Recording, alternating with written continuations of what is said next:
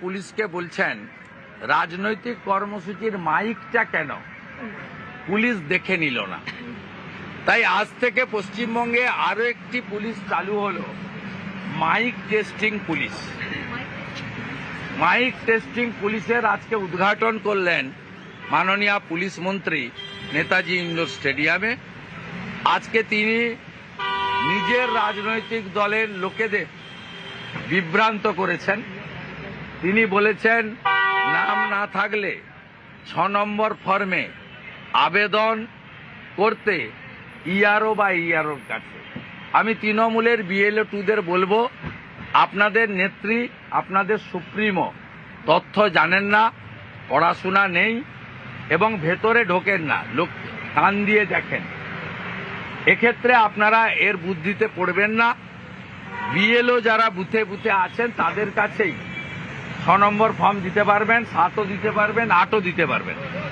আর শুনানির সময় এইআরও বা ইআরও আপনাদের ডাকবেন, মাইক্রো অবজারভারের উপস্থিতিতে শুনানি হবে। শুভেন্দুদা, বারবার করে মমতা বন্দ্যোপাধ্যায় অমিত শাহকে টার্গেট করেন, অমিত শাহকে নিয়ে বাজে কথা বলেন। এত রাগ কিসের অমিত শাহকে নিয়ে? এবং তিনি আজকেও বলেছেন যে অমিত শাহ ষড়যন্ত্র করছেন, প্রধানমন্ত্রী হয়তো সবটা জানেন না, তিনি স্বৈরাচারী। কেন টার্গেট অমিত শাহ বারবার?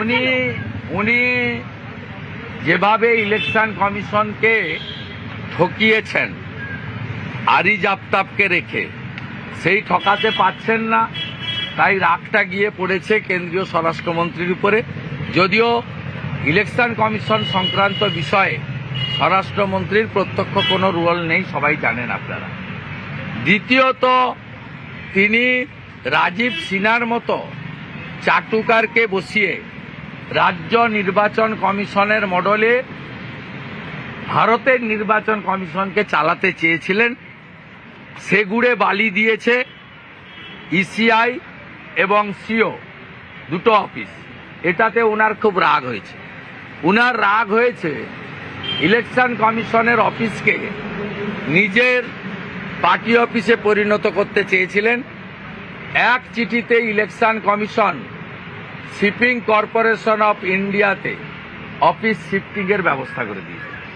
ওনার রাগ হয়েছে সুব্রত গুপ্তদের মতো, মিস্টার মুরুগানদের মতো, ডি অর্জুনদের মতো আরো একাধিক আইএস অফিসার উনার কাছ থেকে তালিকা না নিয়ে সরাসরি ইলেকশন কমিশন কেন এদেরকে স্টেট অবজারভার করে ইলেকশনে পাঠিয়েছে। উনি যেভাবে